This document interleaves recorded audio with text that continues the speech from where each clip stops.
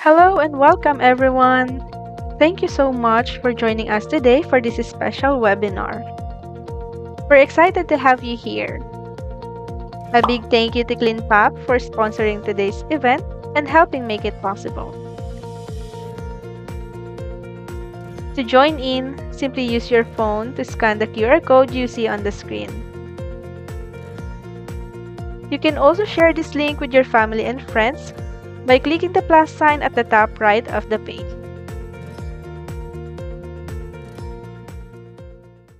All right. Well, hello, everyone. Welcome to Sleep Village. I am Dr. Raj Kakar, and thank you for joining us.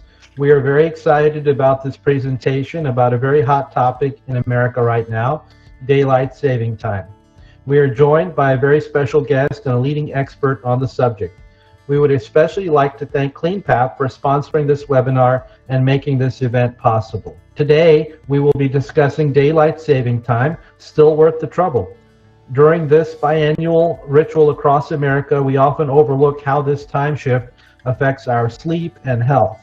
Joining us is Dr. Karin Johnson, a leading expert in sleep medicine.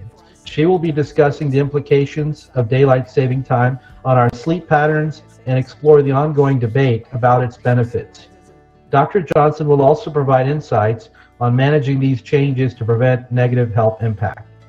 This discussion promises to be informative and engaging. As we get started, feel free to drop any questions you may have during the presentation into the chat. We'll have some time at the end for Q&A, and we'll try to address any questions that come up. Now, let's welcome our special guest, Dr. Karin Johnson. Dr. Johnson is a professor of neurology at UMass Chan School of Medicine, Bay State, where she also serves as the medical director for the Regional Sleep Medicine Program. She is the Vice President of SAVE Standard Time and co-chair of the Coalition for Permanent Standard Time. With a strong background in advocacy, she's also the Sleep Section Chair for the American Academy of Neurology and actively contributes to the American Academy of Sleep Medicine's Advocacy Committee. We're honored to have her with us today to share her expertise on this important subject. Welcome, Dr. Johnson. Thank you. I'm going to retry to share my screen. And hopefully that worked. Wonderful. So thanks everyone who wants to learn more about this topic. I know a lot of people have a lot of strong feelings about it.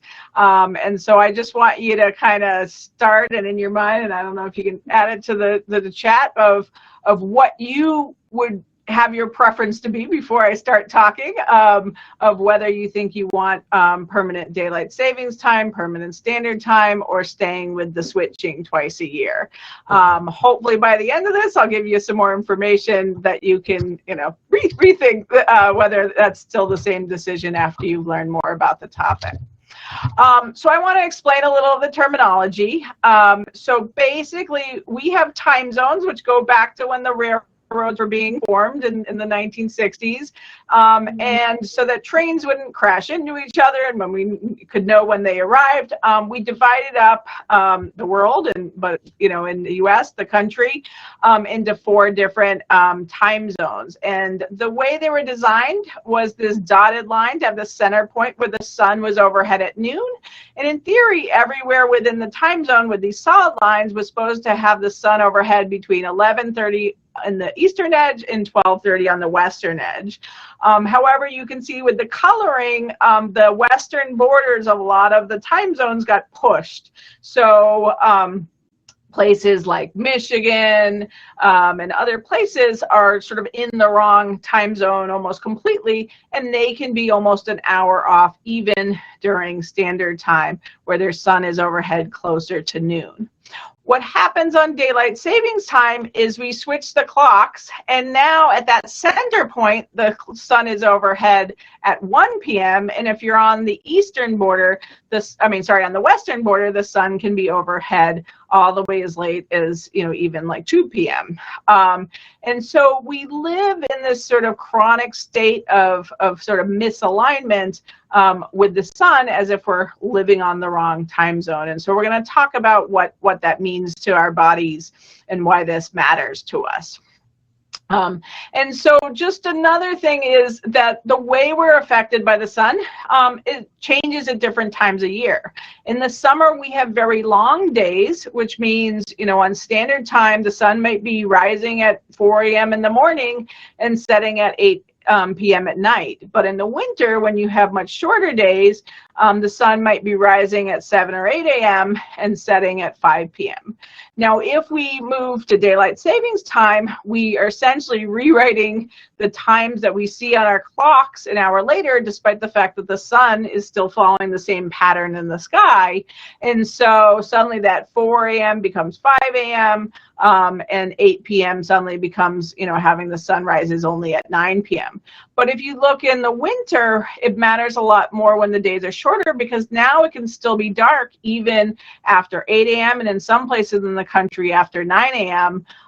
Even if you get a little extra light in the evening hours. It's still not a lot, whether you're getting the sun going down at 4:30 versus 5:30 or around then. So we're going to talk about why this matters and why, we don't maybe feel as much of the impacts of daylight savings time when we're on it at, the 8 months we currently are, and the more in the spring and the summer and the fall, and why it would be sort of exponentially worse if we add it to the winter. So overall, most people, about 60 to 70% of Americans, say they want to end the clock changes. The problem is we haven't really decided as a country on which way to go. So there's basically two choices. There's going to permanent daylight savings time. We've tried that twice before in the US, back in World War II and back in the oil crisis of 1974. Both times it became quickly unpopular, and we reverted back. It is also currently federally prohibited. So we would need the federal government to change its laws to allow it. And so that's by the Uniform Time Act of 1966. Now, on the other hand, permanent standard time is what actually the majority of the rest of the world is on. There's the places in white are essentially on a standard time, whereas the places in blue are the parts that switch their clocks back and forth. I'm going to hopefully argue that this is sort of the healthiest and safest choice, and it's already federally permitted, which is why Arizona, Hawaii, the 5 U.S. territories already are able to be on standard time now and be on it quite successfully.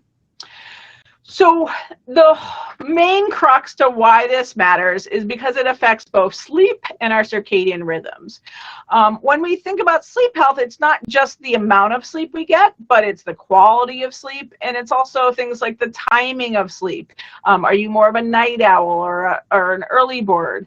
And it's also the regularity of sleep. Are you sleeping the same sort of hours 7 days a week, or are you sleeping in much later on the weekends, which we call social jet lag? So if any of those are off, we aren't sort of as healthy and as happy than if we have all these things in alignment. So what helps us sleep is really our circadian rhythms, or our internal clocks. So we have these cells in our body, in every cell, in the brain, in the suprachiasmatic nucleus, there's sort of our master clock, but then in every other organ, there are these cells, and we see these very rhythmic patterns that go essentially by a 24-hour day. And when they're aligned, our organs and everything, work better. But when they're in misalignment, we can get all sorts of symptoms, anything from digestive problems to cognitive problems to difficulty with sleeping and waking and our immune functions and sort of everything. And so these clocks are primarily set by the sun. And our normal clocks, if we don't have any cues to reset them, are slightly longer than 24 hours. So they need a daily signal to get them back to the daily rhythm of 24 hours. And usually for most people, we need enough morning light to reset the clocks, and we need to avoid getting too much light in the evenings that can cause the clocks to run behind and delayed.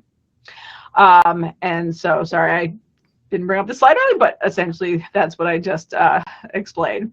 So one thing about our sleep patterns is we have this drive to stay awake shortly before sleep. And so it's so that we kind of keep an even amount of energy throughout the day and can still be functioning despite the fact we've been up for a longer time. And so normally you want that sort of drive to stay awake to pass, and then you can sort of fall asleep. So an average person, they might get sleepy at like 10 or 11 o'clock at night, able to sleep through the night. And then we have a boost of wakefulness that happens in the morning that helps us get up in the morning. And we tend to have melatonin sort of peaking towards the middle of that sort of pattern. If we get too much light at night or too little light in the morning, our circadian rhythms shift. And so now, even though the time on your phone or your watch might say it's 11, you might be in a part of your circadian rhythm that says, oh, it's not that late. I still want you to be up. And so now you're trying to go to sleep within that period where your body is stay awake. And all of us, kind of know about this. If you have like a teenager and you're like, go to bed now, it's your bedtime, you got to get to sleep so you can get enough sleep by the morning. They're like, I can't fall asleep. And because they're still in that drive, and that drive is the strongest in adolescence. And then on the other hand, if you are trying to get up before your body wants you to get up, it's going to be a lot harder. Now it's feeling like it's 6 a.m. in the morning, even though your clock is saying it's 7 a.m. And so you're more likely to need an alarm. You're more likely to, feel groggy once you get up. And the problem is that not only is there this sort of 1 hour shift of the clock, but because we start getting more light at night and less light in the morning, this amount of shift is more than sort of an hour. So you might get, where you really can't fall asleep until that kind of sleep zone. And so now your sleep is squeezed. You have to get up earlier because your social schedule is still demanding you to get up for work or school or caregiving, but you just can't fall asleep at an early enough hour. And so we tend to see less overall sleep when we have these sort of circadian disturbances from the mistimed light. And so again, we need our rhythms to be on track for essentially every function of our body, especially cognitive functions, when we react well, when we are alert, when we can think well, but also, related to things like blood pressure and eating and bowel movements. And, all of these different things are really important to have us function at our best. And we do better when our circadian rhythms are aligned. All right, so that's your background of a little circadian biology. We're going to move on to sort of what we actually see. So there are two main types of effects we get from daylight savings time. And the ones that people think about are primarily what happens in the spring and fall when we make those changes. And overall, the studies show there's not too much effect in the fall. We are moving from daylight savings time to the more aligned standard time, so our body resyncs to that much easier. And we're falling back our clock, so there's an...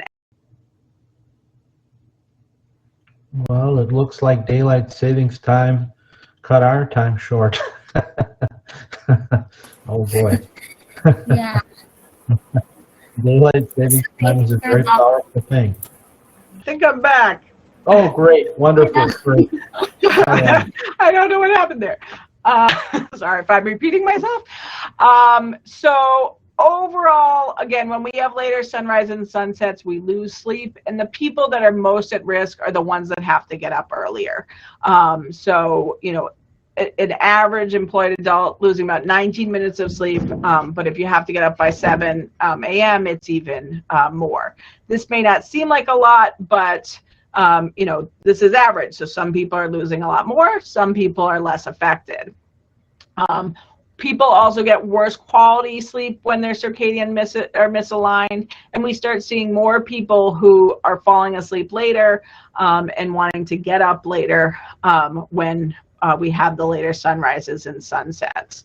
And especially for kids, what we see is what we call social jet lag, where kids are sleeping in a lot later on weekends and they have to get up on weekdays. And this often leads to a sort of sleep deprivation pattern during the week, and is associated with a lot of negative consequences, everything from obesity and mental health problems to future heart issues, to not doing well in school, to having more car accidents, and a lot of different outcomes have been associated with social jet lag. One argument that is often used to promote permanent daylight savings time is that because it'll be light later, people will exercise more. There's been a number of studies. This is one of the biggest that looked at different countries around the world, and they did find that in some places like Australia and Northern Europe, there were small increases, like 6 minutes on average of increased amounts of exercise. The US did not find any average increase in exercise. In some parts of the country, especially parts that are sort of warmer, actually found a decrease in exercise. So there may be a little effect where it increases exercise, but what we don't find is that then that translates to better health outcomes. So despite the possibility of more exercise, we actually see increased rates of obesity, increased rates of diabetes, increased rates of heart disease. So this is not, even if it happens, it's not translating to more exercise. What they do find is more people may shift their workouts from their night to the morning. And so some of those decisions might change more than the actual amount of exercise. So I mentioned some of these health effects. We see increased rates of cancer when the sunrises and sunsets are later. Again, a lot of these more metabolic problems like obesity and heart disease and diabetes. And just these health problems listed here are estimated to cost us about $2.3 billion a year that we can explain just from the mistimed sun.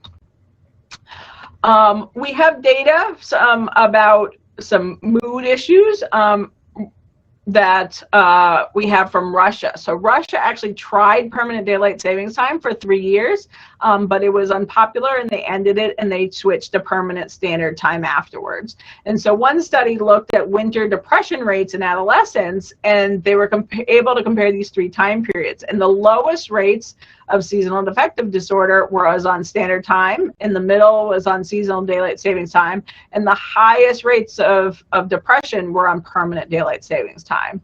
Now, a lot of people think, oh, it's light after work, that'll make me feel good, I can still enjoy, more time, and that will improve my mood. But circadian rhythms are so critically important for mental health, and morning light and setting those rhythms is what is really crucial. So we see people that aren't sleeping well, that have circadian problems, having decreased mood, even if getting out of work and being able to do something could be, in the short term, make you feel happy. It really doesn't change the overall mood, which goes in the opposite direction. On this same line, there's a paper looking at suicide rates, and they found that places with later sunrises and sunsets have more suicides. It's more of an effect in the northern states, but less so, and still some in the southern states. And so this paper estimates that we could save about 5,000 people from suicides a year if we were to have better aligned clocks. We have so many studies looking at other outcomes, things like sports performance does better when our clocks are more aligned. There was a study looking at marathon that were run on the time change weekend versus not, and people had quicker rates on the weekends when it wasn't on the time change weekend. People's decision making, businesses, CEOs do better when their sleep and their circadian misaligned. They've looked at police people and the decisions they make, and racial profiling, and they've done tests where people are asked to decide, should I shoot at this person or not, and they're going to make more wrong decisions if they're more sleep deprived and they have circadian circadian things.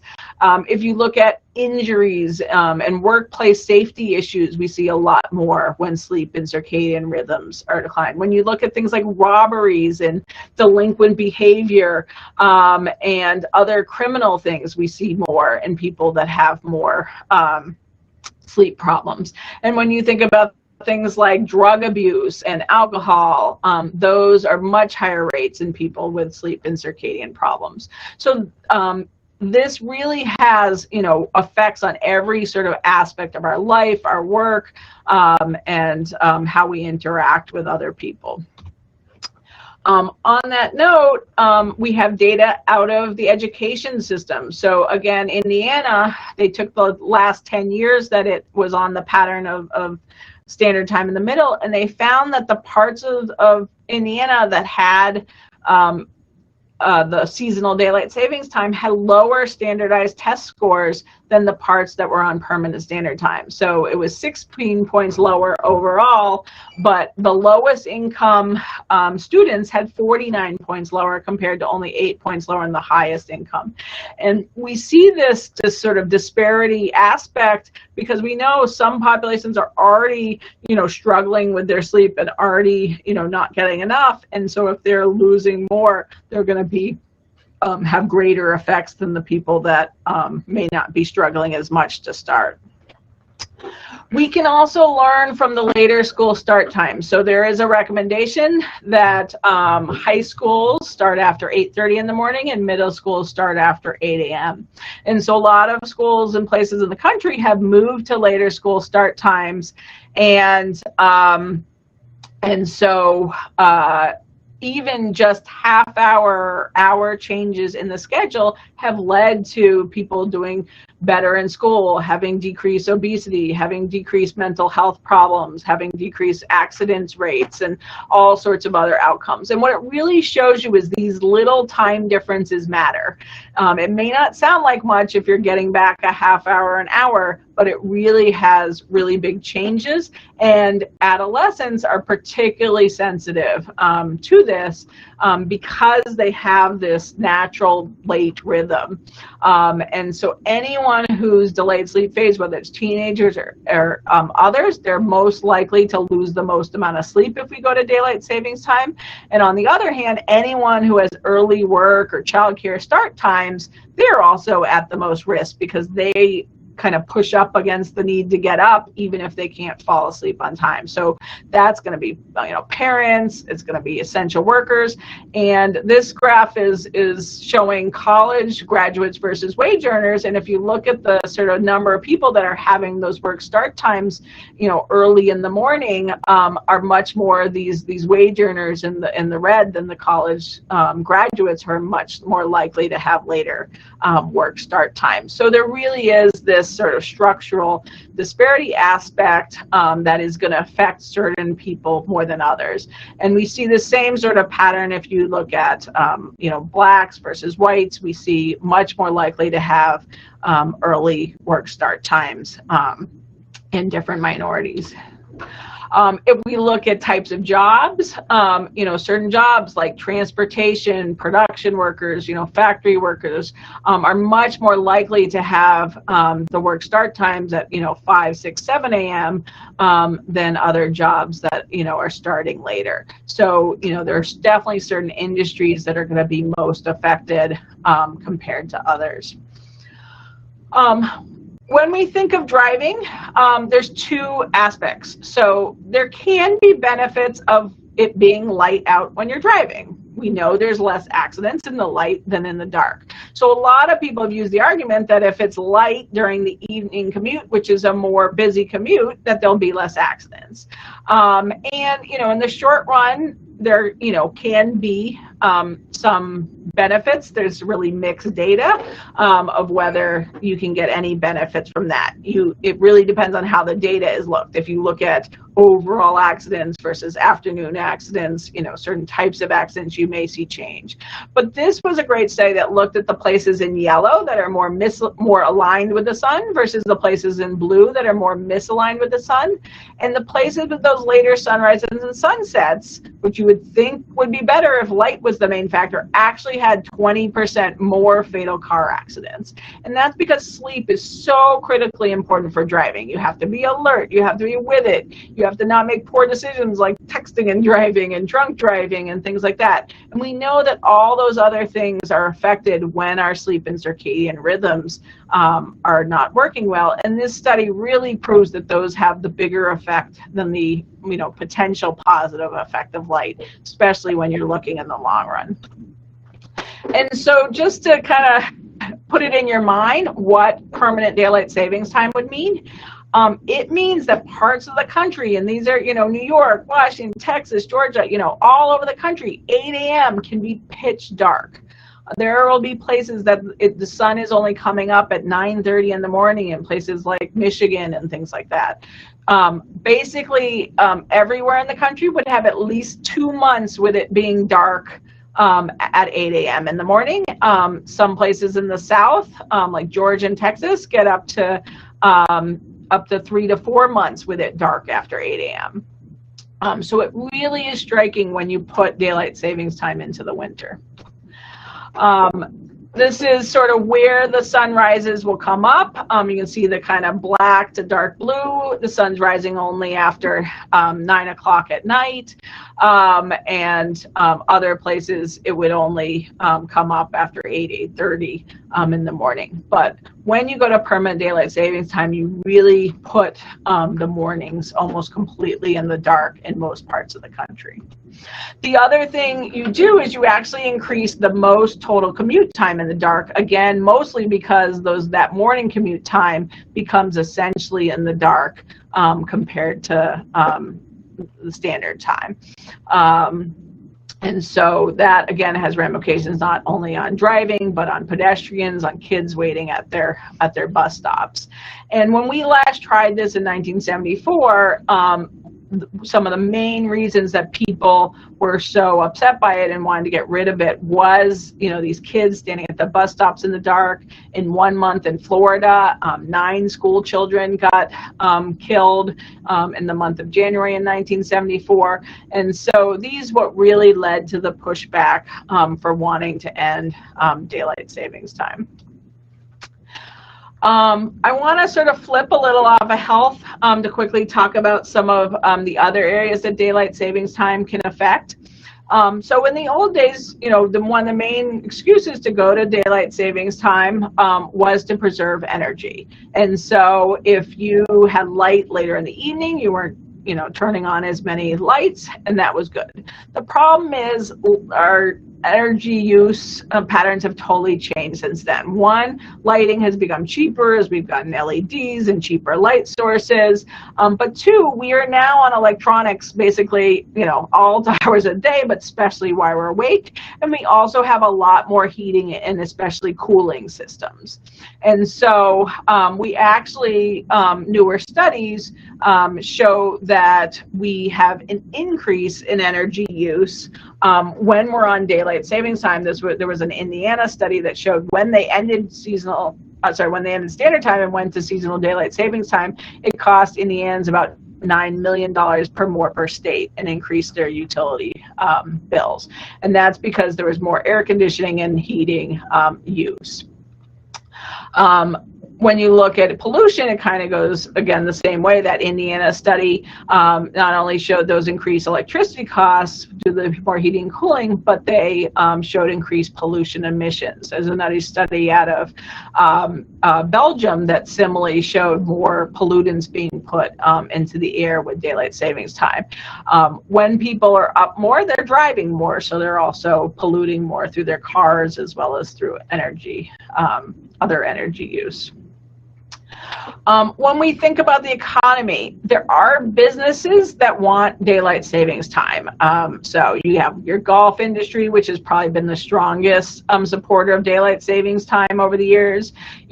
barbecue sellers, want people to spend more time outside in the evening. Other recreational things like people selling bicycles or something, like that. They, feel that if people are outside doing more activities, they're gonna spend more on these things. Your mainstream retailers, people feel that, if there's more time after work, people will go out, go shopping, and spend more that way. Gas companies have reported that they sell more gas with daylight savings time. One interesting one who was a factor when we lengthened the amount of time we were going to daylight saving time was the candy industry. So the candy industry wanted to make sure we only switch to standard time after Halloween, so that Halloween night would be later. People would spend more time trick-or-treating, and so houses would need more candy to give out. So they were a factor in lobbying for that time change. Now, so there are people that definitely could see more business. However, these are pretty niche. This was some testimony from the convenience stores who estimated that they have $5 billion more sales just due to the seasonal daylight savings time. So again, that could be on candy and cigarettes and other things like that, but likely that is primarily us using more gas, which again leads to more pollution and other things like that.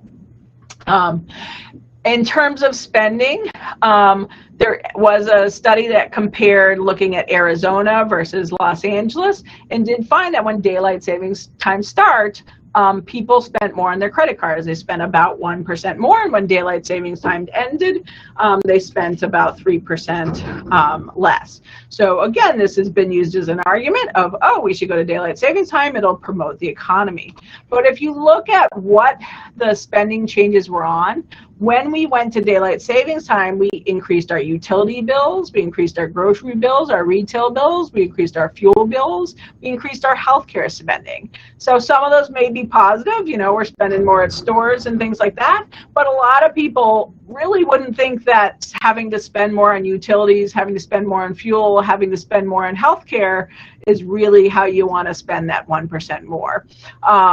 So not all spending is necessarily good spending. And then when we think about the economy as a whole, it really relies on people getting to work, being productive at work, making good decisions at work, staying safe at work, not getting workplace injuries. And so the majority of businesses who really want a healthy, productive workforce should really support permanent standard time. This was a study that looked at those later sunrises and sunsets and estimated over $600 million in lost productivity, primarily because people were showing up late to work or missing work. And interestingly, the western edges of the time zones with those later sunrises and sunsets also had about 3% lower wages than places where the sunrises and sunsets were earlier. So really got to think about the sort of full economic picture when you're thinking about what is best for us overall. When you survey people about what time they want, you tend to get a mixed picture. About a third of people say they don't want to change the time zone. About a third say they want to go to permanent standard time. About a third say they want to go to permanent daylight savings time. This was a survey that actually a slight increase. More people said they want to go to permanent daylight savings time. But when you ask them to say, why did you pick that choice?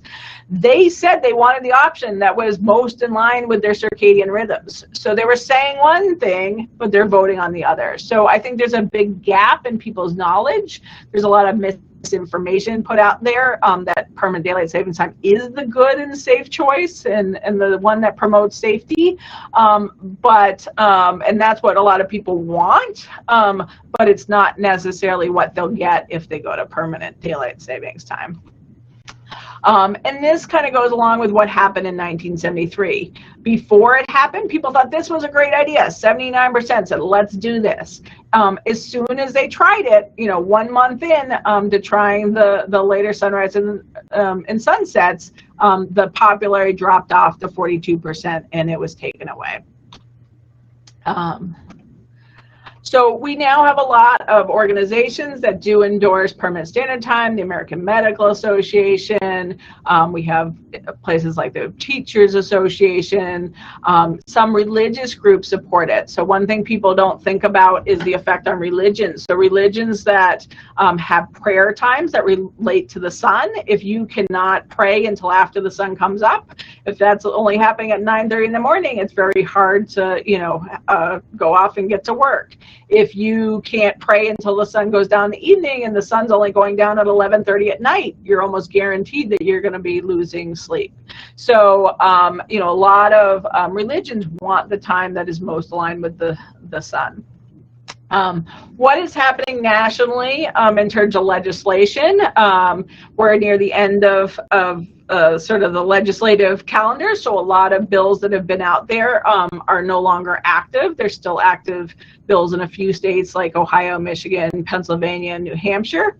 The white to yellow ones here, there's about 20 states that had bills asking for permanent standard time, and there's been about 20 states that have already passed bills that say if the federal government goes to if the federal government allows permanent daylight savings time, that they would go to them.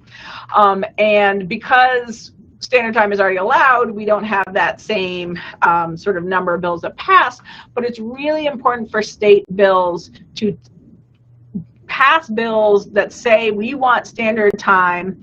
A lot of them we think are best to do as pacts to say, in Massachusetts, we will go if the rest of New England goes too. And that way they're sending a signal to the federal government saying they want it, but it doesn't cause that immediate change that would lead to sort of disruption to transportation and, across state lines if the next state doesn't go.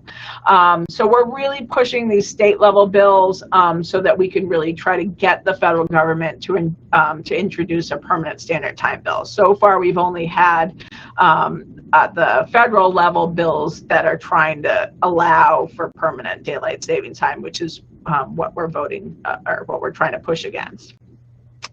If you want to learn even more, I encourage you to watch a set of videos I put together on different topics called The Science of Clock Change. You can find them on YouTube or through SaveStandardTime.com. And we really need people to share their stories. What happens to you when you go through the time change? Why don't you like it? For those people who live in Arizona, why do you like, being on standard time? We need people to write to their legislators. When testifying committee hearings come up for these different bills, we need people to go in person and testify them. We really need businesses to help support this. So if you work for someone that, or you want your employees to be coming to work, engaged and alert and healthy, you are who needs to really speak out and push for standard time, because, our opponents are business interests that want the opposite, and legislators really listen to those business interests. So we really need a pushback from the other side. It takes, money, it takes people to do this work. So, anything that you can do to support this is really encouraged. We formed the Coalition for Permanent Standard Time to try to get as many people together and aligned on this. We encourage you to go to ditchdst.com and sign up with us and show your support. And hopefully we can start, we've come a long way over the last 4 years, and hopefully we can keep making that progress. So that is what I have. I think we have a few minutes for questions. I'm going to stop sharing. Wonderful. Thank you so much, Dr. Johnson. I just scanned that QR code so I can join and support as well. So thank you so much for that wonderful presentation. And now let's take a look at some of the questions from our audience.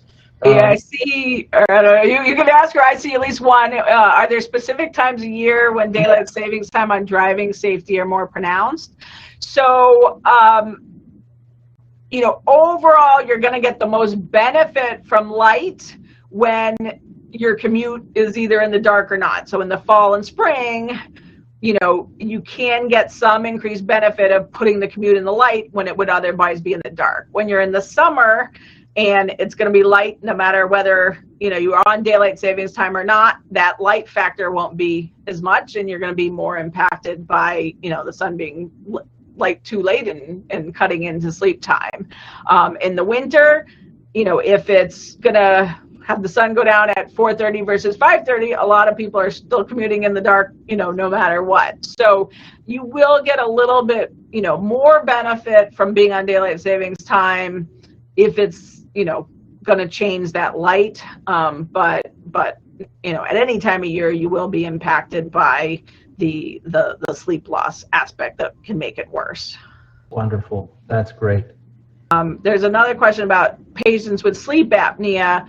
Do they do worse during the transitions? I won't say that across the board everyone does, but in general, if you're someone that's already impacted by something affecting your sleep, like even if it's just you work 2 jobs and can't get enough sleep in the first place, or you have an underlying sleep disorder like sleep apnea or narcolepsy, those tend to be the people that that feel it the most, because they're already sort of not coming into the change with normal sleep. But on a personal basis, everyone's different. There are people out there that function totally well with 4 hours of sleep, and other people that are totally tired unless they get 9 hours of sleep. So there's a lot of personal variation there too as well.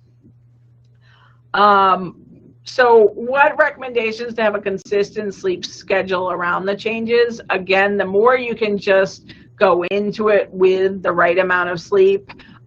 If you if you've been going to bed at 11 and you suddenly try to go to bed at 9, you're probably not going to be able to fall asleep at 9. So the more you can make slow transitions to your sleep, like, over the week before, move to 10:45, then move to 10:30, then move to, by 15 minutes or half hour at a time, that's going to be easier for your body to adjust to than a big hour, or more switch.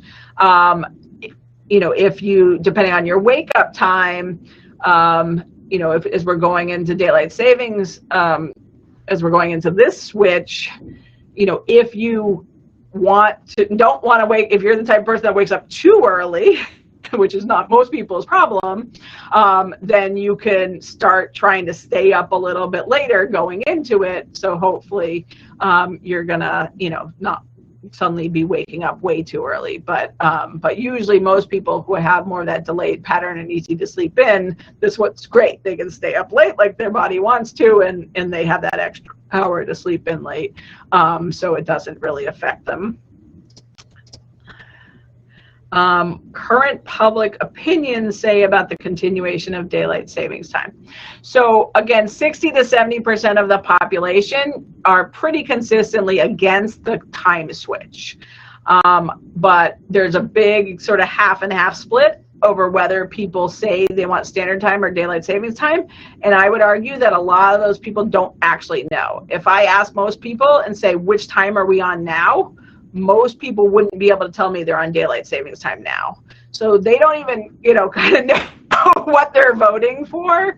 So that's why those polls that ask about your preferences, like, do you want the time that's healthier, more aligned, you get a very different answer than if you just ask about it. So I think the more people are educated about the topic and really understand it, you get a different answer than if people just randomly are asked, which one, do you want?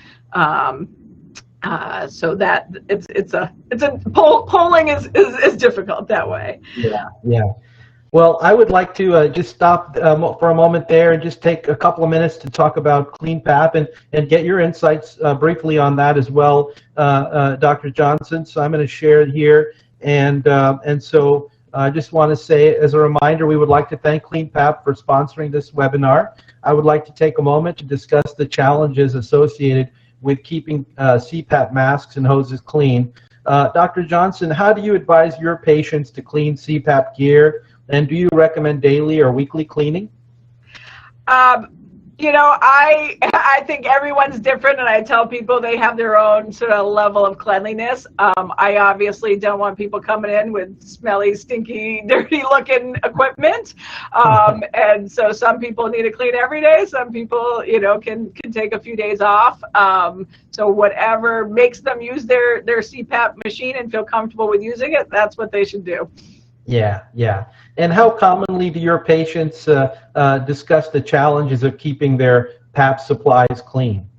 There is definitely a good number that they're definitely do it less than they should. And so some people Wonderful. are really helped by different Yeah, products. so it is a challenge. It is a challenge, and that's something we see also very frequently in our practice.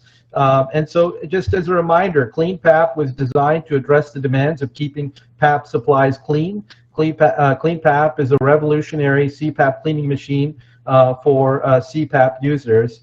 This innovative CPAP cleaning device automatically cleans masks, hoses, and water chambers using mild soap and water. What sets CleanPap apart is its ability to avoid use of ozone, ensuring a safe and efficient cleaning process. And with CleanPap, you can avoid the hassle of manual hand washing. Dr. Johnson, a last question for you. What are your thoughts on CleanPap? Do you think this product would be helpful for your patients? I'm sure some patients would benefit from it. I can't say I have a big group of people that I know that use it, but I certainly have patients that using a cleaning system is what keeps them using their CPAP, and that's my aim. So Excellent. whatever works for them. Yeah, it's yet to come to market, so we hope that this will be a useful tool for people who will need help in keeping their CPAP supplies clean so they get the best results with their CPAP treatment. Once again, thank you so much, Dr. Johnson. We really appreciate your time and for sharing your time and expertise with us today. Daylight savings time is a very important issue, and we very much appreciate your knowledge and perspective. Thank you so much for having me and everyone who joined to learn more about the topic. Thank you. And we're excited to announce our next webinar will feature Dr. Steve Carstensen, who will be discussing how nose breathing and mandibular advancement can improve airway function. So mark your calendars for Thursday, November 14th at 12 p.m. Central Time. We will see you then. And as we wrap up, I want to thank everyone again for joining us today. Your engagement is what makes the Sleep Village community special. And thank you again to CleanPap for sponsoring the webinar. Thank you very much for having me. Bye-bye. Hello and welcome, everyone. Thank you so much for joining us today for this special webinar. We're excited to have you here. A big thank you to CleanPap for sponsoring today's event and helping make it possible. To join in, simply use your phone to scan the QR code you see on the screen. You can also share this link with your family and friends by clicking the plus sign at the top right of the page.